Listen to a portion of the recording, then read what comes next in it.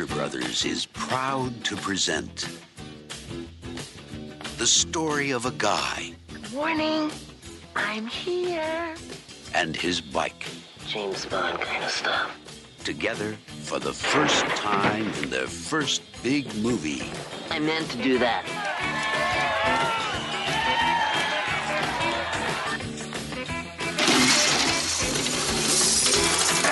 I say we kill it. Yeah! I say we let him go.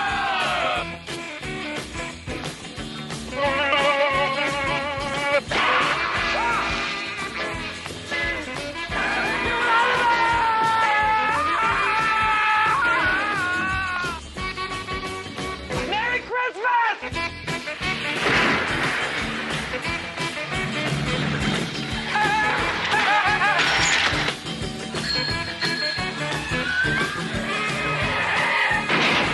Pee Wee Herman is Pee Wee Herman. Hello!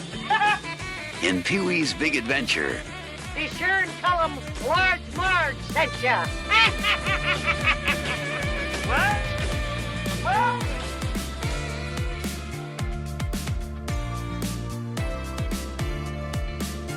Welcome to Dorking Out. My name is Sonia Mansfield. And I'm trying to use the phone. Joining me is my podcasting sister from another mister, the co-host of Dorking Out, Margot D. Hello, my friend. Hey! We've both been practicing our Pee-wee impressions. I have a Pee Wee doll at home that I brought with me from California when I graduated college. I had it through all the rooms I had in college and then brought it here. Oh, So I'm a long time fan. oh, this is going to be so fun. We are dorking out about 1985's Pee-wee's Big Adventure, written by Phil Hartman, R.I.P., Paul Reubens, R.I.P., and someone named Michael Varhol. I don't know who that is, but thanks for writing Pee-wee's Big Adventure with these guys. And it's directed by Tim Burton. It's like one of the first big Tim Burton movies, along with Pee Wee Herman as... I'm sorry, Paul Reubens as Pee Wee Herman. Pee Wee Herman as Paul Reubens. We have E.G. Pee Wee hyphenated, which I never realized until this time. I know. I was like, oh yeah. We have to talk about E.G. Daily as Dottie. Adorable. Adorable. Everybody drink. Alice Nunn as Large Marge. Jan Hooks. Large. So cute. There's no basement, Alamo. Alice, yeah. Can you say tortilla? She's so funny. Diane Salinger as Simone the waitress, and Mark I love her. Holton as Francis. Francis. Let's start like we always do. Did you see this in the theater? Yes, I did, and I loved it. I had no idea. I took my younger brother, who was a big fan, and I think because of his Letterman appearances or something. Yeah. I wasn't even. He didn't have his TV show yet. He didn't have. Mm-mm. I mean, he's new to a lot of people at the time, but it caught on really quickly. Yeah, I think I had maybe seen some stand-up on TV. Paul Reubens doing his like character Pee-wee and some stand-up specials or something. But I had never seen Pee-wee before. I definitely saw this in the theater. I saw it multiple times in the theater because it played at like the Dollar House. So It's the perfect movie for the Dollar Yeah. House too, and not in an insult. I mean, like I would just go every day, Yes. after school to see it. Yeah. Well, I saw whatever was playing at the Dollar House, no matter what it was, and I paid the $1, and I saw 2 movies. And Oh my god. so, and if a movie played like multiple weekends, I was like, I guess I'm watching the famous one is Aliens. I saw like Aliens like every weekend for like multiple weekends in a row. That was me for T2. I kept going back because I just was too much. Yeah. Anyway, we're talking about Pee-wee's Big Adventure. I will try really hard not to let it turn into like the Chris Farley show where it's like, remember the part that was awesome, but this movie's awesome. It's just like It's a perfect 3-act structure. It is. It really, I mean, anybody studying a screen, and it's funny because they didn't know how to write a screenplay. Yes. They just had to learn, but they do it perfectly. Like there's the build up, there's the problem, you have your adversary, you have the love interest, and then he's on his adventure. It's so great. Yes, I read about this. They read Sid Field's screenplay, which is like a how to write a screenplay. And Paul Reubens had said, he's like, it's a 90-minute film. It's a 90-page script. On page 30, like, he loses the bike. At page 60, he finds it. Like, it's like exactly what they say to do in the book. And sometimes you follow the rules and it works. Yes. And it's just, I've seen this movie so many times. I had it on like a VHS copy that I borrowed from a friend and showed it to my niece Lorelai when she was like 4, maybe. And the minute it was over, she asked me, "Can we watch it again?" And I was like, Aww. And I was like, "Yeah, buddy." So we like rewound it and watched it again. I've shown this movie to my son Calvin. We've watched it countless times. I have video of him like standing on our table, like doing the tequila dance. Like, this movie gets funnier every time I watch it. He's got excellent people too. I guess there are people that were in the improv group with him or went to. I saw Katie Segal posted pictures. He went to, is it Cal Arts? I don't know where Cal Arts is based. It's California, obviously, but it's an art school. And Pee Wee was her classmate, and David Hasselhoff. Oh my God. Someone else, yeah. And they're all posting pictures together. Oh. They were all like great friends. And everybody said, I'm going to cry, but everybody said that he was the king of sending Christmas cards. I heard this too. And he would send people gifts or memes all day on their birthday. Yes. And sometimes he would even leave like a video message, and it was always like really personal and thoughtful. And I know, it's just That's like so sweet. Isn't it sweet? Like, he really cared about the people in his life and really tried to make them feel special. Oh, I love that so much.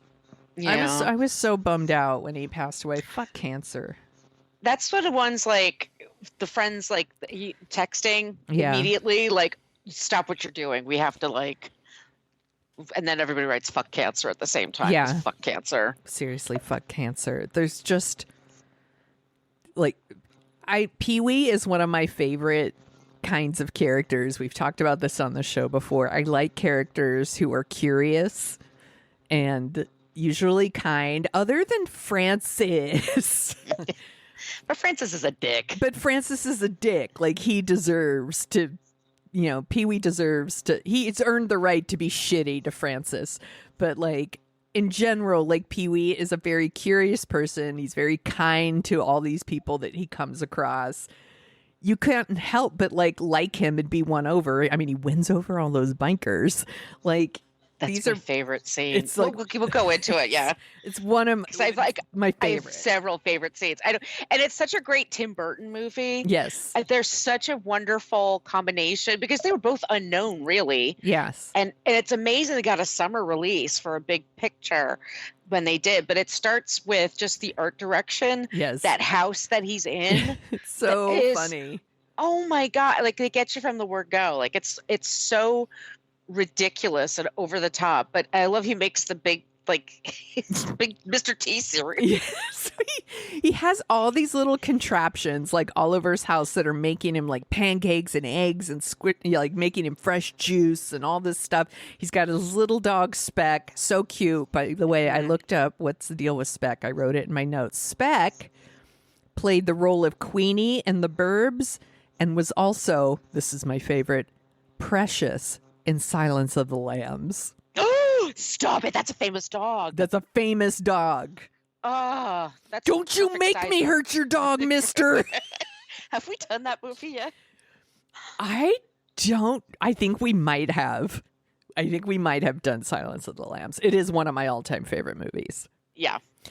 Yeah, so Speck is famous. Very famous. But I love his house. I'm on my way to having this house. Basically, I'm buying all Yes. kinds of what other people call stupid shit, and I was like, "How dare you? It's not stupid." My house is almost like a woodland creature theme at this point. Like I'm buying all kinds of rando shit. So I love his house. I love how bright red it is. I love the sprinkler in the front.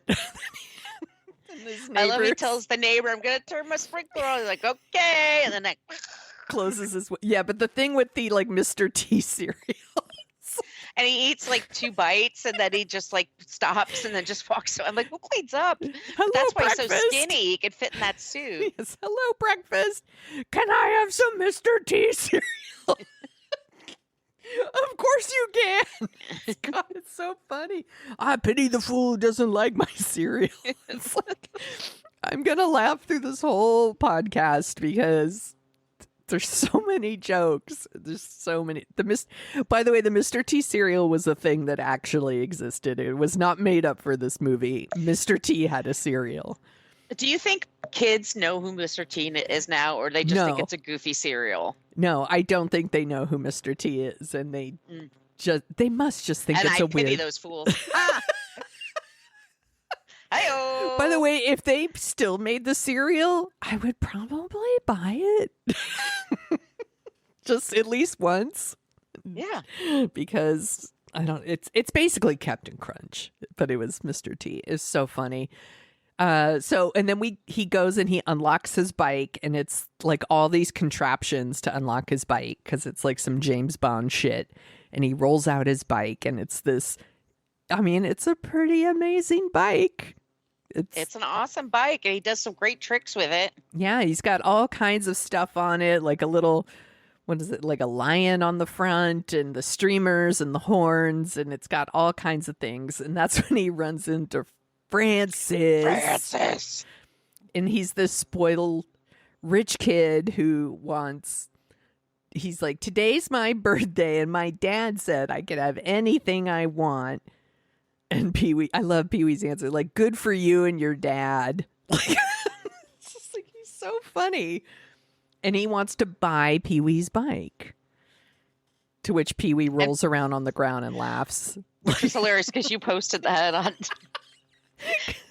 Because it always makes me laugh, but I put it as when people ask me if I'm dating, I'm like, bah!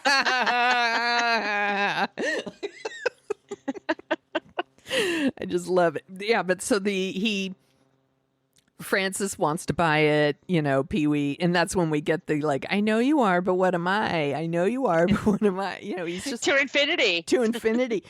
They're both a couple of like man-childs. They're men children, basically. Mm-hmm. But in the same way, except Pee-wee's great and Francis is a dick, as you pointed out.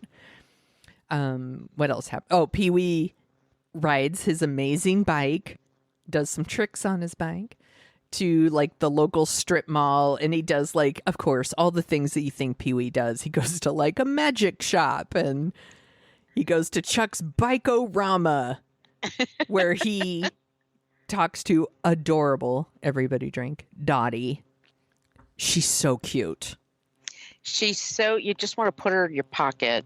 She is. She's so tiny and adorable. Everybody drink. Yeah, she is the cutest. And it's so funny because she did all of these, like we did Valley Girl, I don't know, earlier this year maybe. And she did these kind of teen sex comedies, and she's Better Off Dead. She's hot stuff. Yeah, she's a hottie. But she's playing like such a little sweetheart in this movie with her, her overalls, and I love her massive crush on Pee-wee, and she's just like, I want you to go to the drive-in with me, and he's like, I like you, Dottie, like. So, and he gives her the famous speech about, how he's a loner. I'm a loner, Dottie, a rebel. And then he walks away, and he's got that little smirk on his Yes, face. Such shit. But it's great. And Yes. he's not interested. He's like, that's like, no. He's gonna let her down easy. Yeah, I don't think Pee-wee's looking to get some. Like, that's just not Pee-wee's thing. his own thing, Yeah. but He is a loner. he is. Yeah. All the like, there's a lot of things about me you don't know anything about, Dottie. Things you wouldn't understand. Things you couldn't understand. Things you shouldn't understand. It's just so funny. And he walks out and somebody has cut through the millions of chains that he had put on his bike, and his bike gets stolen. It's so awful. What a nightmare for him. And he passes out in the bike shop. Yes. And they send the cops over, and they're just explaining, like, are you okay? And he's like, where's my bike? Where's my bike? And I take him to the police station, right? And then she's like, yeah, we're not going to probably look for it. You're going to have to retrace your steps. And he's like, that's a great idea. And that's where he starts taking off, and he's just going to look for his bike. Yeah, so he goes and he confronts Francis. And Francis is like, he's in the bath. Where are you hosing him down? Like, he's such a jerk thing to say. And they get into a fight in Francis' like giant tub. Basically, the dude's like tub is a pool, and they get into a water fight that also makes me laugh. The shot of his feet yes, under the water. Those. It's like it's Terminator, it's basically. It's Terminator.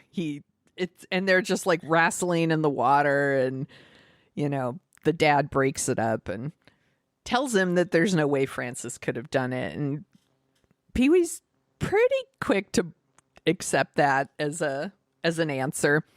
Yeah, and then he just goes down this rabbit hole. He's like wandering the streets at night, like trying to find his bike. He has a whole thing set up in his basement with a scale model of the mall. And by the way, there's a line in that one that always makes me laugh out loud too, where someone's whispering to someone else and he says, "There's something you'd like to share with the rest of us, Amazing Larry?" Like, and we never see Amazing Larry again. Like, I just love that his name is Amazing Larry. He's got a mohawk. It's so random. It just makes me laugh so hard. Something you'd like to share with the rest of us, Amazing Larry? Oh, and then he goes to a fortune teller. And right.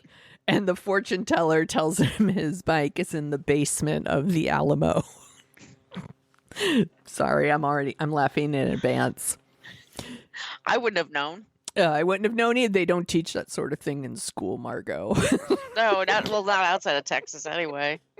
So he goes on this mission to find his bike, and this just takes him across the country, and he meets all kinds of people along the way. And first it's Mickey, the escaped convict who cut off a label from a mattress. And there's like a whole thing where they put on disguises to like get by the cops, and he's dressed like a girl, but yes, he doesn't have any makeup on. He has like the wig and this outfit, and he does a little and the cop is just like, "Let me see you out in that pretty outfit." Yes. It's like, why don't you take a picture? It'll last longer.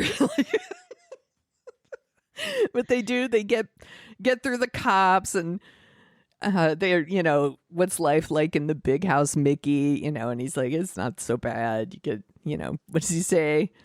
Long hot showers, and you get to work out, and you get to work out, or whatever. Like, yeah. It's so weird. And then there's a scene where Pee-wee is driving the car, and the roads are getting wavier and crazier. And, like, all the signs are like, and then he like drives off a cliff, and Mickey gets pissed off and gives him the same speech that he gave to Dottie with the like, "I'm a rebel," and just leaves him in the middle of nowhere. I'm in the middle of nowhere. This is one of my other favorite scenes. Is just Pee-wee wandering around in the dark, and you just see his eyes, like these eyeballs. You just see his animated And then he's eyes. in the zoo. And you hear all these animals, and he turns on a light for a second. All you see, he's like surrounded by like a million animals. It's so funny. I'm sorry, everybody. It's just so funny to me. Just the animated eyes and then just 1 second of, ah! It's all these animals. But that's when he gets picked up by Large Marge. Yes. And the scene that has traumatized a million, if not billions of children, Large Marge tells the story of the worst accident she's ever seen. And, you know, her face, she does the like, and then it looked like this, and it's like, like, you know, what you would see in Beetlejuice, like, 2 years later, I think it's in Beetlejuice, that kind of animation.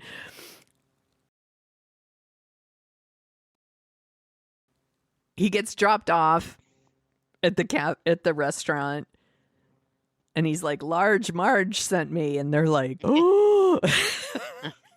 She's been dead for 10 years. Tell him Large Marge sent you.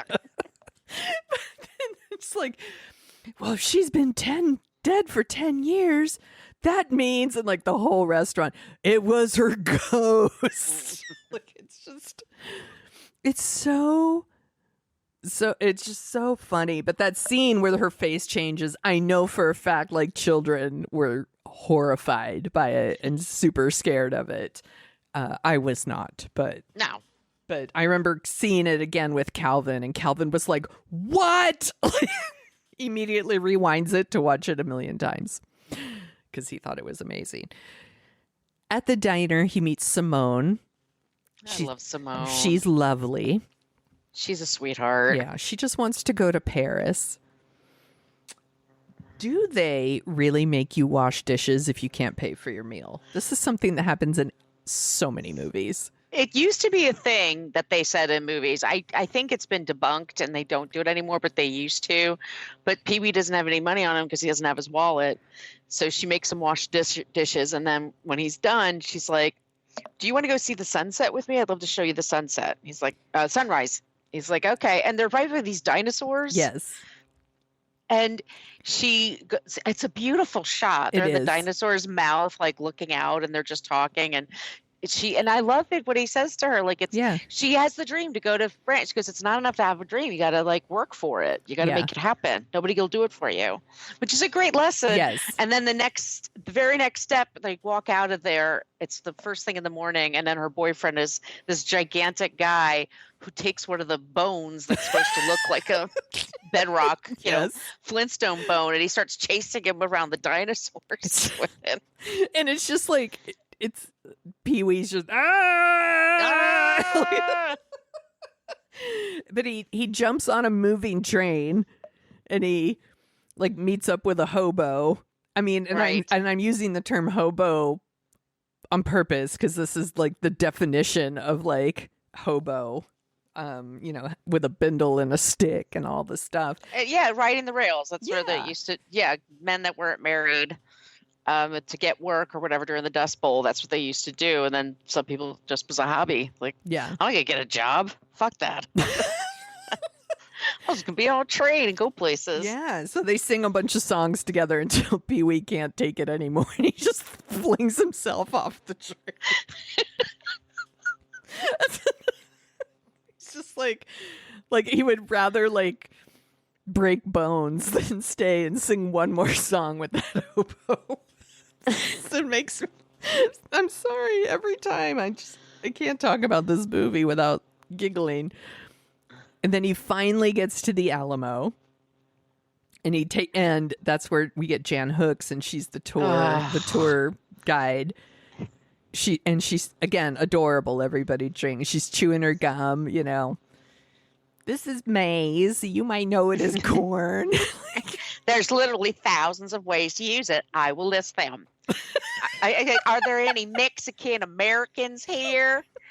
Buenos dias. Buenos dias. And everybody says Buenos dias, and he just rolls his eyes like, oh, for God's sakes, I love him. She has like the most eager like tour group. They are hanging on every word she is saying. They are so invested in the stories she's telling. They're so happy to be there. I recently led a tour group, and I would have loved these people with me. Mine were a bunch of losers in comparison. Yeah. So then they get, hey, y'all been the best group ever, ever, ever. I really mean that. That's what he asks. In this, and then she's like, any questions? And immediately he's like, where's the basement? There's no basement at the Alamo. Like everyone points and laughs. Someone takes this picture, like and that's when he runs to call Dottie to give his like update of where he is. Yes. My favorite. And he's like, I'm in Texas. Here, listen to this. The stars at night are big and bright, deep in the heart of Texas. See? See? I'm in Texas. And he talks to Dottie, and he talks to Speck. I know. All right, Speck. All right. And then Dottie's like, we'll settle up at the drive-in. What? You're breaking up, Dottie. Like, nice try, Dottie. And then here comes Margot's favorite scene. He goes into a biker bar to make a call. I'm trying to use the phone. And there's this biker gang there, and they throw him out. And when they throw him out, he knocks over all their motorcycles. So they drag him back in, and there's this. Oh, the bikers, by the way, are called Satan's helpers. Yes. I think we should kill him. I think we should hang him. And then he's like, I think you should let him go. No! And then the woman who plays Elvira, Mistress of the Dark, Cassandra Peterson, is like the biker mama. She's like, I think you should let me have him. And like Pee-wee's like, gulp. Like that would be the worst thing ever. Is to be dominated by this woman would be the worst thing. He would rather, be killed or hung, I guess. But he gets his last request, and he borrows these huge platform shoes, that someone just happens to be wearing. It's that's a person that works there. Yes. And the guy, all of a sudden, he takes his shoes off, and all of a sudden he's like 5'0" like, because these gigantic platform. I remember seeing this in a movie theater and cracking up so hard when he goes up on there and he starts dancing to it, doing the little dance. Yes. Ugh, It's so funny. Oh, it's so fun. Like, and yeah, just that Breakdance. Like, throws all the glasses on the ground, and he wins them over, and they're like, we didn't know you were a biker like us. We hope you find your bike, and they give him a motorcycle to ride, to go get his bike. Hits the sign, which makes me laugh. I remember seeing this movie there laughing so fucking hard. It's just this thump. He doesn't even make it to the road. Like, no. He hits a billboard on his way to the road and ends up in the hospital, where he has like a nightmare that to me is like a legit nightmare. He's like surrounded by clowns, and right. It's so, and there's like the devil, and he's trying to like melt his bike and all this. It's so ridiculous. But that while he's in the hospital, he sees a news segment where this like famous kid actor gets a bike, and it's his bike, and he's like, ha ha ha. So he goes to Warner Brothers Studios to Jason Harvey is the kid before he's on the Wonder Years. Yes. This is, oh my God, he's such an asshole in this movie. Such an asshole. He Pee-wee needs to get on the studio lot. He doesn't have a pass. He like blends in with like Milton Berle's entourage. That's not a duck. Ha ha, duck. Ha. And he infiltrates the scene that the child actor is in, and he's supposed to be playing the sweetest kid in the world, and this woman is a nun, but he's actually this monster behind the screen, which is really funny. And I love how Pee-wee's like, I'm inspired. I'm going to start a paper route right now. Just He's dressed as a nun. So Pee-wee is dressed as a nun and then just gets on the bike and starts taking off with it. And then it becomes a series of like, there's a Godzilla scene when he rides through. so great. funny. And it's like all these different kinds of like stereotypical movies. Your Godzilla movie, your beach movie. They're filming like a Twisted Sister music video at one Out of the point. middle of nowhere, like Yeah. all in one spot. It's hilarious. It's like what I think it would be like to be on a movie lot, like in my head. I'm like, oh yeah, there's somebody dressed as a Nazi walking with someone dressed in a Ken doll outfit, right? And they're just going to the commissary. Yeah, there's like all these women dressed as like showgirls and guys dressed as knights and soldiers, and it's so funny. And he is riding his bike through here, and here's what we get to see all the cool things the bike can do. It has like a little jet thing on it, so it like takes off in the sky. It has like oil slick stuff, all this like little James Bondy things. So he's able to get out of the movie lot, and then again, here comes one of my favorite scenes again. He discovers a pet shop that's on fire. Oh, I love this scene So so fucking much. it's so fucking, because first of all, Pee-wee's a good human, right? Who is like, I have to save all of the animals. So he goes in. Of course, there's a chimpanzee in there. You know, when you go to the pet shop, there's always a. There used to be a variety of animals, and there were dogs in the window. When you think about it now, oh my god, that was a thing. But he releases the chimp, and he's like, "Come on, you can help me." And they start freeing all the animals, and he's taking them out, like birds, and then the mice, and then all the thing. But every time he goes in, he passes this giant tank filled with snakes, and he stops. And he just like shakes his head and then keeps going.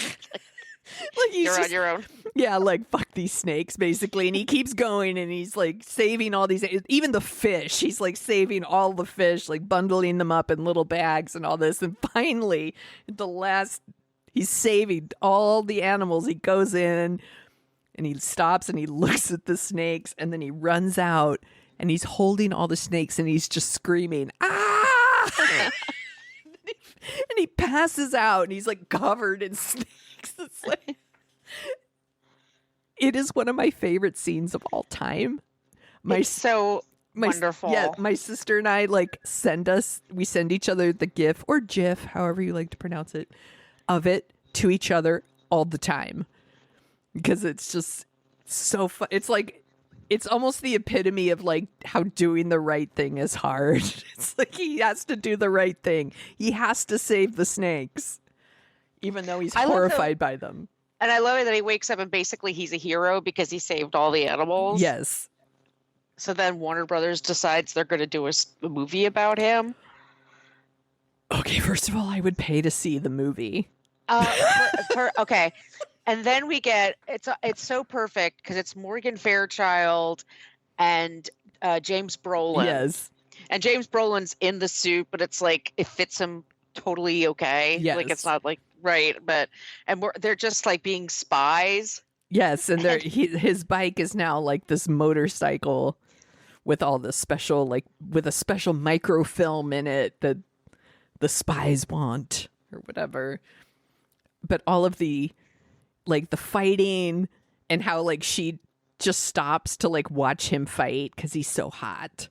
And she was I follow her on social media, on Twitter and stuff, and she posted something really beautiful about Paul Reubens. Oh. And that they became good friends. And she said, I didn't know he was sick. I wish he had told me, but he kept canceling dates to meet for lunch and stuff like that. But she said he was like a really great guy. Oh, I heard that. I know. Yeah, I had heard that he didn't tell anybody. Very few people. Very few people knew he was sick, and I guess he wrote like his social media messages, or he wrote them in advance, and it's like, oh my god, it's so awful. We forgot to say that we talked about him when we were talking about Buffy the Vampire Slayer. Yes. And he's also in the FX show, What We Do in the Shadows. He was in one of those. Yes. they had a season finale, and it was all these people like Tilda Swinton, all these like Yes. people dressed as he went as his character from Buffy. He was on he did like an arc on 30 Rock where he was this like Right. weird guy that like Jenna was gonna hook up with because he was super rich, but he was like, what was he? Was he super inbred or something? And like his legs didn't watch work or 30 something. Rock. Oh, there's tons of funny things in 30 Rock. One of them was Paul Reubens playing this like very inbred royal that she wants to marry for the money or something like that.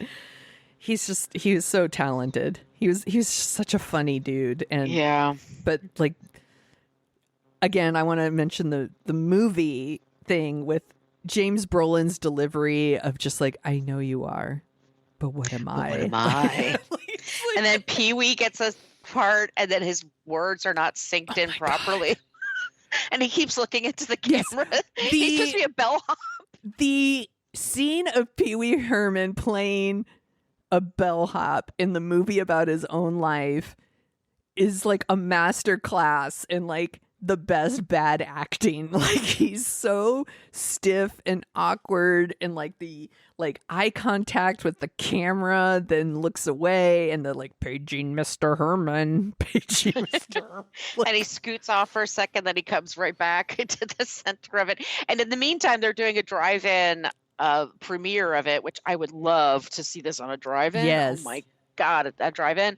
But he's going, and gradually as he's going along, he's like, saying hi to people. Yeah, He's- we're yeah, all revisiting. people revisiting characters from the movie, which is really sweet. Yes, and we see Simone and her like new French boyfriend, and Pee Wee brings them French fries and French fries! yeah, and then we see the like all the hobos in their box seats. Get it? Because they're all sitting on boxes, or even the studio executive Pee Wee's like, "I got you a chili dog," and he's all, "Thanks, babe." Like, it's like so Hollywood. Thanks, babe.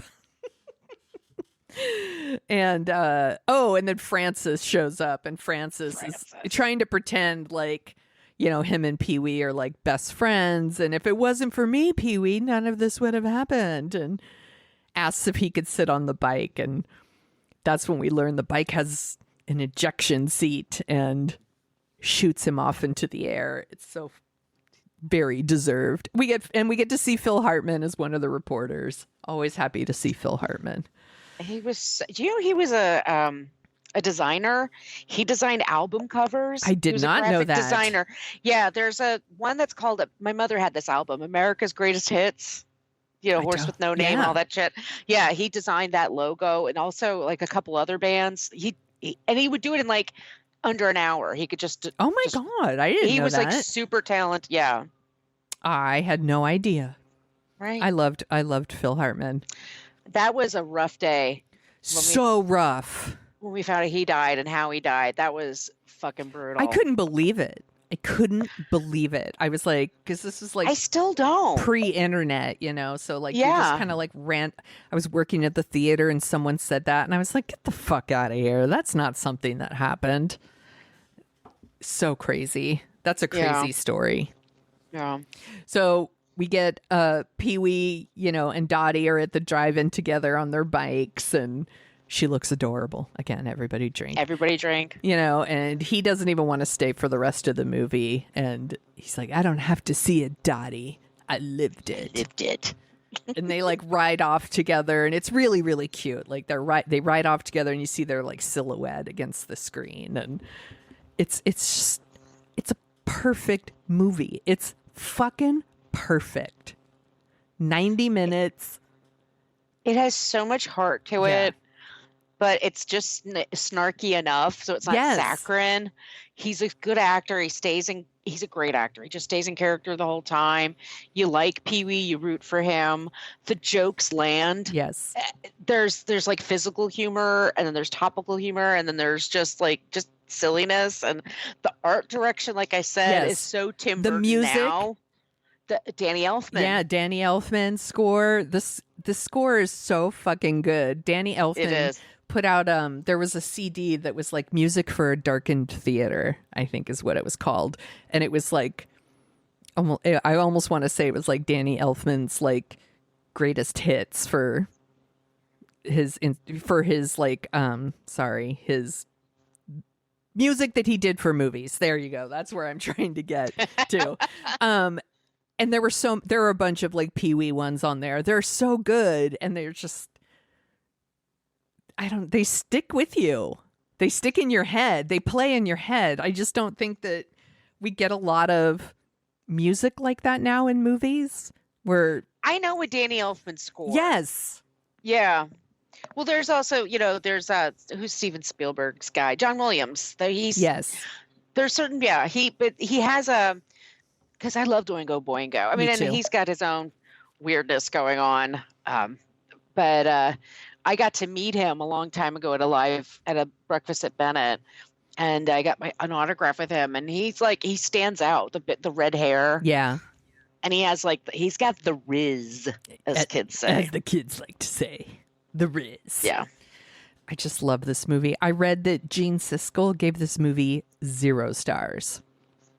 I was going to look up and say, what did they say? I got to look up that review. Maybe sometimes they hide the original reviews because they're so fucking terrible. What did he like about it? He said that he didn't think it was funny. He thought it was all very juvenile. He thought, yeah, I don't. Apparently, he put it on like his worst of list, and I guess at the time Ebert hadn't even seen it. Like Ebert was like, I don't know, it looks funny, but like he didn't see it, and I was like, Siskel, come on, man. Like they could be really off. They could be really snobby sometimes. They didn't like horror. They were very snobbish about that. He could be super sexist. His review for Showgirls is like, holy shitballs of sexism. Yeah, they both could be, by the way. And, yes. And I loved Ebert. Ebert was my favorite. I read him all the time, but he could also be, because tis the time, product of their generations, for sure. But I learned about film criticism from them. That's was my introduction to it. Yeah. But they really got things fucking wrong sometimes. Yeah. And this is one of them, because I really believe this, and I'm not saying this like to be ridiculous. I truly believe this is a perfect comedy. No, it is. Like it works for me every time I watch it. I can watch it with my kid and he loves it. I get something different from it every time.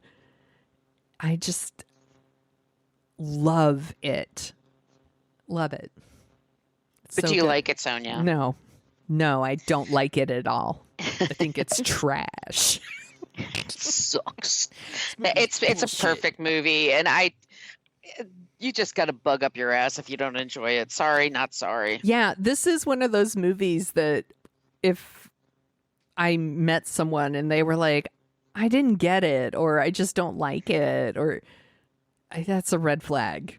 It's a huge red flag. You don't have a sense of humor. Yeah, exactly. I'm like, I'll keep talking to you, but I don't think we're going to be friends. We're not the same. I'm trying to look up the Gene Siskel review because now I'm obsessed. Yeah. Anyway. Do you want to hear about some other Paul Reubens movies? Yes, please. Okay. Well, we've done an episode on this one, Buffy the Vampire Slayer. Yes. He is very funny in that. Ebert gave it multiple stars, by the way. Oh, okay. Well, thank you, Ebert. Ebert got it. Blow. What's he in Blow? Oh, that's right. Oh, here's good. Sorry. Here it is, Sonia. Oh, you found it? Yeah, the review. Nothing, absolutely nothing at either location is the slightest bit funny. Oh my, a 0. He's fucking, what the fuck?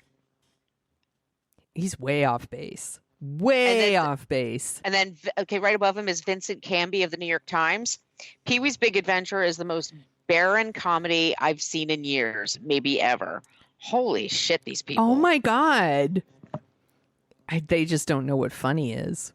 They don't know what a good time is. I feel sorry for them. I pity them, fools. I pity those fools. They probably don't want Mr. T cereal either. Fuck those guys. wouldn't appreciate the horn. No, they wouldn't. The movie's wasted on them. Yeah. Fuck those guys. Anyway, Mystery Men. It's a terrible movie. I know people have a fondness for it, but I actually went to the theater to see that thing and I walked out. I saw it in the theater too and thought it had such a good idea. And that just the execution and there were parts that were funny, but I just didn't think it didn't all work for me. I walked out. Oh, well, damn. I gathered my britches and walked right out. I said, "Good day, sir." I said, "Good day, Mystery Men." I said, "Good day." I'm gonna be Jen Siskel here. He was in Matilda. Oh, he's great in Matilda. That's a great movie. I haven't seen that one since the theater. He was in Batman Returns. Is that the one with Val Kilmer? No, that's the one with Danny DeVito as the Penguin. I don't like that Batman as much. No, he played the Penguin's like birth parents. Well, the dad, I mean. I was gonna say both. Not both. Michelle Pfeiffer is Catwoman. She's great. Everything with Catwoman is amazing. Amazing in that movie. She's the whole movie to me. The Penguin stuff is gross. The Penguin is just a joyless, just a bummer of a character. Yeah. And she's having the time of her life. Yeah. It's bizarre. Yes. And if you haven't seen it, go on YouTube and Google the outtake where she's doing the whips and Yep. Did it in one take. She did it in one take and knocked off all those mannequins' heads. It's pretty fucking dope. He was in Back to the Beach. Did you see that one? That's the one from like 80, I want to say 84 with Frankie and Annette. Oh, Ska. Yes. Jamaica. I do like that movie. I love that movie, actually. I really enjoyed that movie. I remember really liking that movie. He does the bird. Come on, bird. Bird's the word. Bird. Now I remember. He was also in Cheech and Chong's next movie. Mm-hmm. You're old. That's a thing. That's a thing. And then the last one is The Blues Brothers. He's great in The Blues Brothers. We love The Blues Brothers. We did an episode on that one. Did we? I believe we did. Okay. I trust you. You have to take my word for it. Do you want to hear the top 10 songs for when this movie came out, August 9th? Yes, I do. 1985. It's gonna bring. Oh my God, gives me the feels. Number 10, Whitney Houston, "You Give Good Love." That was one of her first big hits. I love that song.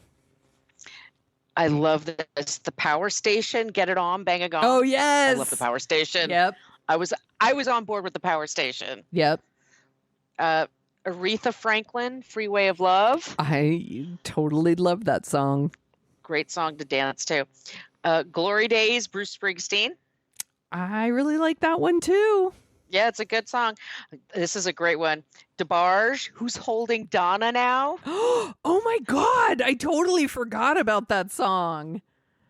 Number 5, Huey Lewis and the News, "Power of Love." Yes, of course. You could not get away from Huey Lewis and or the News. Especially in the Bay Area. Yes. Number 4, fucking love the song, Corey Hart, "Never Surrender." Oh, that's such an 8th grade slow dance song. Let me see. Number 3, Sting, "If You Love Somebody, Set Them Free." Free, was set them totally free. into Sting's solo stuff. I love that album. That's a really good one. Yeah. Number 2, Paul Young, "Every Time You Go Away." Oh, that's such a slow good dance song. And number 1, I still fucking love this song, "Tears for Fears, Shout." I love Tears for Fears. Same. Love. Everybody wants to rule the world's one of my faves. I love that. Yeah, I love that's them. I hear that almost every single day. That's playing somewhere. Because it's so good. It's so good. I mean, it's almost Pee-wee's Big Adventure good. What else are you dorking out about, my friend?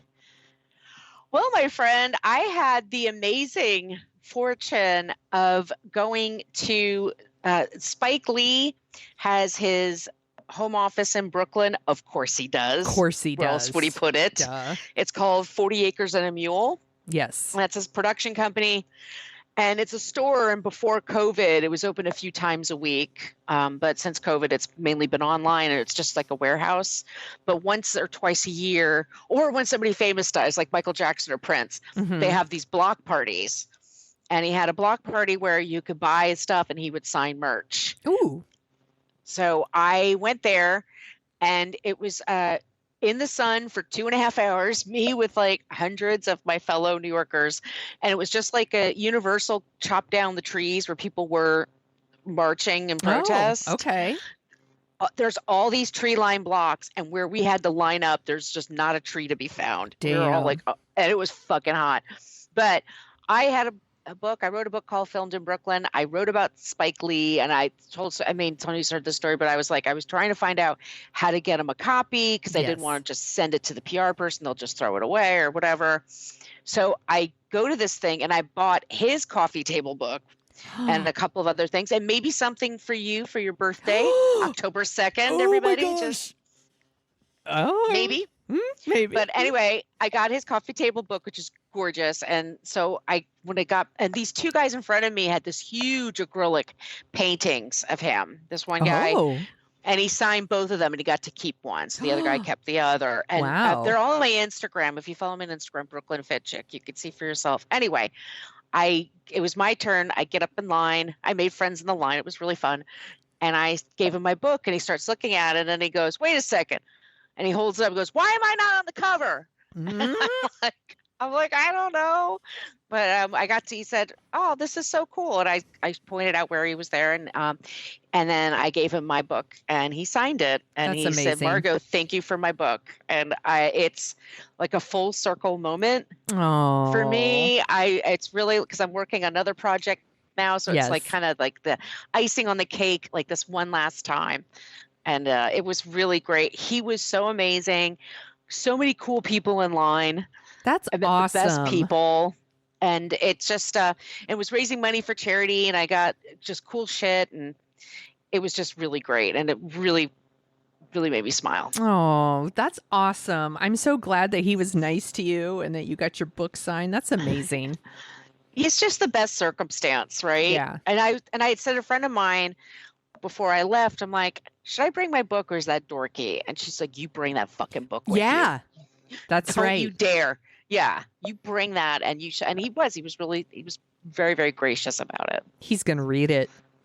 Yeah, I hope. Yeah, he's totally going to read it.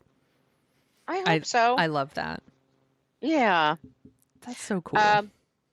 Also, we should say what I'm dorking out about. Unfortunately, William Friedkin died.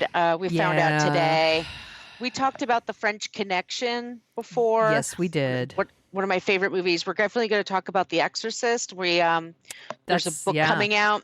So more in October. We're going to talk about The Exorcist, but a great director, a very famous crank, like had a big ego and didn't take shit. There's this great interview he's doing with the person who directed Drive. He's this Danish guy. And they're like kind of interviewing each other, and it's like two like hugely inflated egos like dealing with each other, and it's amazing. He loved film, and he was a great storyteller. I can't say I loved all of his movies, but I appreciate To Live and Die in LA is like one of my favorites he's done. So apparently they're doing like a Blu-ray release of To Live and Die in LA, because I was like, why can't I stream To Live and Die in LA? And it's not streaming yet, but they're going to be doing, or maybe it's already come out. I don't think so though. So I'm anxiously awaiting that one, because here's why. We just did Jade on the show, and that's what we had watched Jade, and then I had watched a documentary about, it was like Freakin' on Freakin', and he was like talking about all of his movies, and I was like, ooh, I want to watch To Live and Die in LA, and then I tried to like go stream it, and it's not streaming anywhere. So it could be the soundtrack too. I love that song. It's a good song. It's Wang Chung, right? Yeah. And then he also did The Boys in the Band, which Mhm. I loved. And then there's a movie called Sorcerer, which was released right when Star Wars was released. So, like Yes. nothing. So I've never seen it, but I put it on my list. I'm going to watch that this week. People Check that out. love that movie. Yeah, I've heard nothing but great Yes. things. It's got Roy Scheider, so. Yeah, he also did Cruising, which is very yeah. problematic. But I think it was on the Criterion Channel. The Criterion Channel, they're completists. Like sometimes, Yeah. and I appreciate that about them. Like they're Yeah. like, this is all good. Yeah. It's like sometimes they put stuff there. I'm like, really? Like, okay, Yeah. you know. Really quick, sorry. No. Project Runway is really great. They had a show featuring the Below Deck crew, which is like my brain just went into overdrive. I had to watch it twice Oh my God. because I was so freaked out by it. Worlds colliding. My worlds were colliding, and Bethany Frankel, she was a Real Housewife of New York, and she's now. I don't follow her on TikTok because she's so needy and greedy, but she's trying. On the one hand, she's trying to get. She's thirsty. Yeah. On the one hand, she's trying to get like a union set up for reality show people, Mm-hmm. but she's one of those people like she doesn't do anything without getting some attention, Yes. right? And then the same time she's doing that, she posted on TikTok this video of her eating seafood in her bed, like crabs and lobster tails, and like cracking it and like stuffing it in her mouth, and just wearing eye masks. Like she's so manic and so needy of attention Yes. that it just was. And then she took it down, but then people have been on TikTok like imitating it because. And nothing makes me happier than when people imitate other people on TikTok. It just cracks me the fuck up. Oh my, there's the one that's been cracking me up is the woman who she was talking about the Jason Aldean song, Try That in a Yes. Small Town. And this is a woman with this long blonde hair, and she's walking and singing along with the words, but her lip syncing isn't matching, and she's not moving her arms, and everyone's been just raking this woman over the coals for like 2 weeks, and it makes me fucking laugh out loud every time.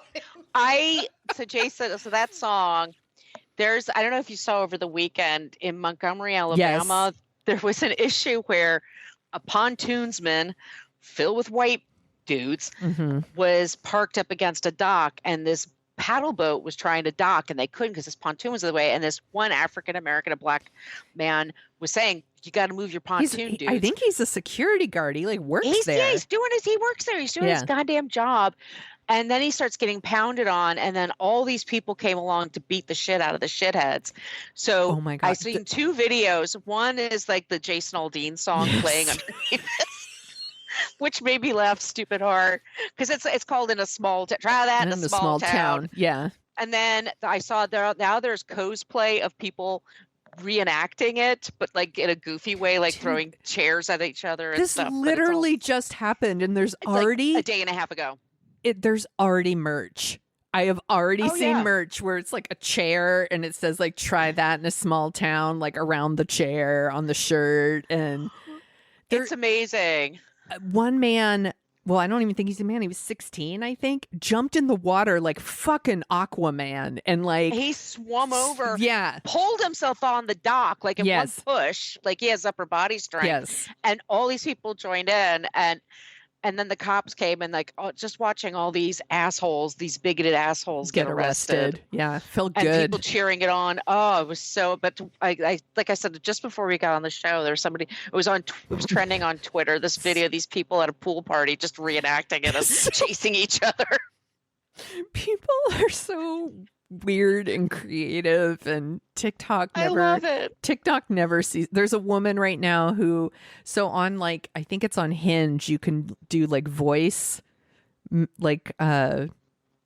profiles instead of like writing things out. You can do voice ones, and there's a woman who's like reenacting like men on Hinge. And it just makes me laugh really hard because it's not all men on Hinge, I'm sure, are gross, but the ones she finds are gross. And she like, it reminds me of when Sarah Cooper used to do the Trump stuff. Yeah. It makes me laugh. It's very funny. There was this one guy on Twitter. I think it was also on Twitter or X. I'm dead naming. I'm going to dead name it. It's Twitter. Anyway, so he wrote a post and said, I see on Friday and Saturday nights when I'm walking around, I see really nice women, like really dressed up nice, and sometimes they're with guys just wearing like shorts and a t-shirt. And he says, if you're going to go out with someone and if they're going through this effort, you should put a little effort into what you're doing. Yeah. And the number of men that are trying to pile on, like, what are you talking about? No, I'm not doing this. And then some people are like, what options?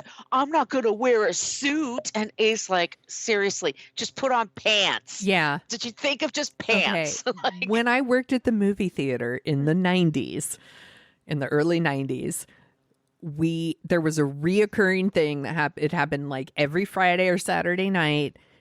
Woman would come in and she looks beautiful. She's wearing a lovely dress, maybe little sandals or whatever. Man's in his fucking shorts and flip-flops. And every time, like, everyone at the theater was like, first date. Because like, and we're like, there will be no second date. Like, so it happens all the time. Women do all the stuff to get ready for a date. They put on their makeup. Sometimes they get their nails done. Like they do their hair nice for you, like for the date. And then you show up and you look like you just fucking rolled out of bed. It's disappointing. You show up looking like you're ready to mow the lawn. Like that is not date wear. I mean, just put on pants and like a button-down shirt. Yeah. Nothing crazy, or just a nice t-shirt. I mean, just seriously show some effort. I am sick. I can't. Anyway, what are you dorking out about, Sonia? Well, I am watching Below Deck Down Under.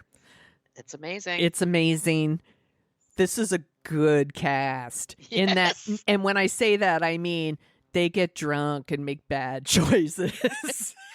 Like very bad choices, all of them except for Aisha. She's the only one who doesn't make bad choices. And Captain Jason, he's so hot. Do you think, okay, go ahead. I kind of think they have a thing. There's some chemistry there. There is definitely some chemistry there. She puts his contact lenses in every day. You got to be really close to somebody to do that. I don't know, maybe, but I don't know. She's got her boyfriend. I know. I'm not going to cause trouble. I'm just saying, like, if you told me they were dating, I'd be like, yeah, that makes sense. Yeah, I think this respect each other. I think, yes, I think there's like this is their second season together. Like, was this her third season doing this? I think. Yeah. There must be some sort of camaraderie there. Like, it's almost like you served an award together, right? When you've done a reality show. Absolutely. Yeah. So but I'm loving the show because it's, again, they're making bad choices, and it's kind of bananas to watch it play out, when you're just like, girl, don't do that. And watching a 23-year-old throw themselves at the worst possible guy. Yes. Is so triggering because it's like, I did the same fucking thing. Yeah. I did, but it's, you just want to say, and her name's Margot. I'm like, Margot, girl, no! don't do that. And then what's the other woman's name? Laura. Laura is the definition of like, pick me. Like she literally says like, he picked me.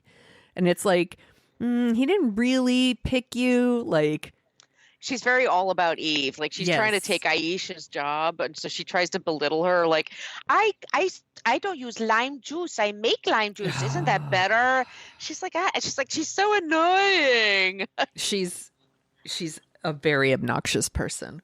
So, and then speaking of obnoxious, I've been watching, of course, Real Housewives of New York with the new cast, and they are almost all of them are just snobby bitches. All of them. Like, no fucking class. Like, they can't even be remotely polite.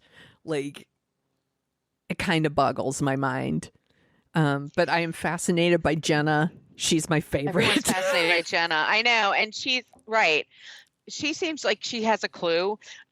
They go to the Hamptons and they're going to lunch and it's Yeah. off season even. It's like the Right. fall or something. It's not even like high summer.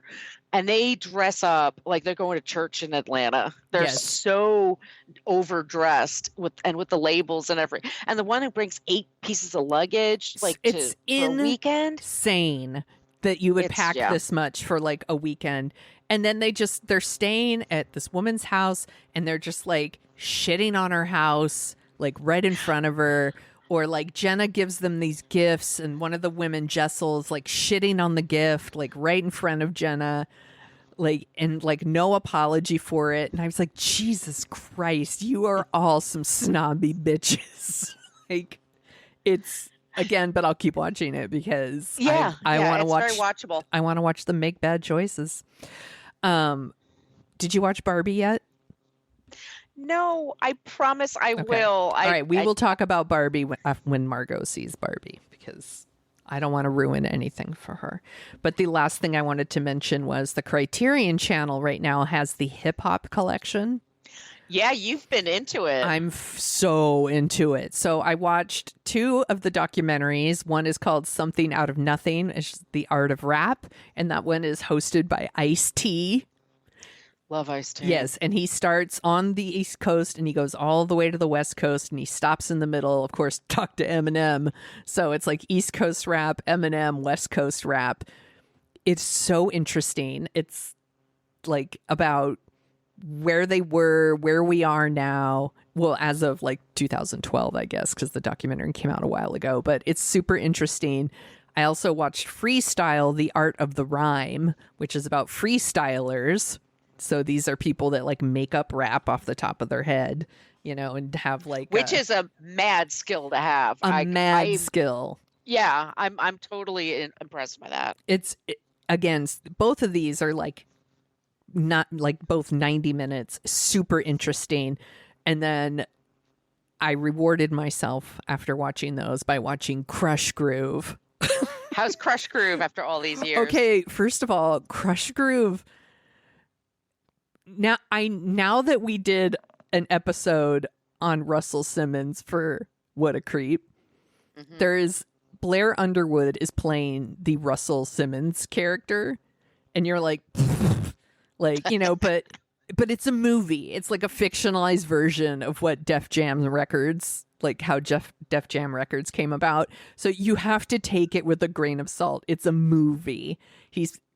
Blair Underwood is playing a very fictionalized version of Russell Simmons, but mostly everyone else is playing themselves. Rick Reubens is playing himself. Run DMC's in there. LL Cool J shows up. Sheila E. is there, although this is a whole new character they've added to the story just to add a woman, basically. The Beastie Boys show up at one point. New Edition shows up at one point. Curtis Blow is playing himself. Like, oh my God, that's like a dream cast. Is the movie good? Oh, and the Fat Boys. Is the movie good? Not really. Is it insanely watchable? Yes. Yes. Because it is such a time capsule. Do they have Beat Street too? They do, and I haven't watched Beat Street yet. My brother John was really into the Beat Street movies. I had the Beat Street soundtrack. Yeah. This could be the night. This could be the night. And then not on here was to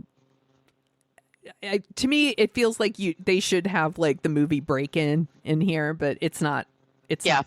But the other one they have in there is Fear of the Black Cat, which is a great movie. I haven't seen it in a long time, but it is really, it's like Spinal Tap, but for rap. And it's very funny. I haven't rewatched it yet. I rewatched it like a couple years ago and it made me laugh really hard. But the hip hop collection on Criterion it's got all kinds of gems in there. But I do recommend Crush Groove just because, again, we're talking 90 minutes. And it has all these people, all this music. It's got Sheila E. looking beautiful, singing Love Bazaar. Like, I love that song. That's a Prince song. It is a Prince. Yeah. And she's definitely, she's basically female Prince in this movie. Like the outfits, the songs, it's all very Prince. But and then for some reason Russell Simmons is actually played by Blair Underwood instead of Russell Simmons playing himself, which probably makes sense because Blair Underwood is fine and Russell Simmons is fine. not. So please, if you have Criterion, go watch the Hip Hop Collection. It's super good. It's very, very interesting. And yeah, save Barbie for when you see Barbie. I'm going to see Barbie, guys. Yeah. I also saw Beau is Afraid, the new movie by Ari Aster, who did Hereditary. Yeah. And I don't even know how to talk about it. So I don't. Here's the thing. I didn't like it. I also don't even know how to talk about it because I was like, it's fucking weird. It's weird. And it seemed to me, this movie seems very up its own ass. And Joaquin Phoenix is doing a thing. Other people might really like it. It's a man with a strange relationship with his mother. And because if it's not one thing, it's your mother. It's your mother. I didn't think it was very scary. It was just weird and up its own ass. But maybe a couple weeks from now, something will click in my head and I'll be like, I get it. And then I'll like it. But I doubt it. I think this one wasn't for me. That's what I'll say. I really wanted to like it because I really like Midsommar and Hereditary. So it's a very popular episode of ours, Hereditary. Yeah. We had the editor from Mental Floss. Yeah. On that episode, I love that movie. I think Toni Collette's amazing. I think it's absolutely terrifying. This one just didn't work for me. But I'm sure it has its fans. I just wasn't one of them. I saw that Adam Risky also watched it and he was like, I have to go for a walk now. So I think he also doesn't know what to think. But that's it. That's my list. This was super fun. I'm glad we got to talk about this one. Where can people find you on the internet, Margot? You could find me at Brooklyn Fit Chick for Threads, Instagram. That's my site. I'm on Twitter at Brooklyn Margot, and I'm on the TikTok at Margot Donahue, and I have some Pee Wee clips there that people enjoyed. Yeah, you do. We also co-host a podcast called What a Creep. I almost talked about Dorking Out, which is the one we're doing right now. What a Creep. Our current episode is about Mark Wahlberg. Mark Wahlberg. Say hi to your mother for me. If you like Dorking Out Show and want to give us a review, that would be amazing. It helps us find our people. And you can email us at dorkingoutshow@gmail.com. We take requests. You could get some stickers. They're adorable. Everybody drink. We also have stickers that say adorable. Everybody drink. So do that. You can find Dorking Out Show at dorkingoutshow.com. Dorking Out Show on Twitter, as long as that's a thing. It's also on Threads, Facebook, Instagram. And you can find me at thesoniashow.com and The Sonia Show on all of the things, including Twitter, as long as that's still around. I'm never going to call it X. Never. Fuck that. Thank you for talking about Pee-wee with me, Margot. I appreciate you. I'm going to make me some Mr. T breakfast now. Tell him Large Marge sent you.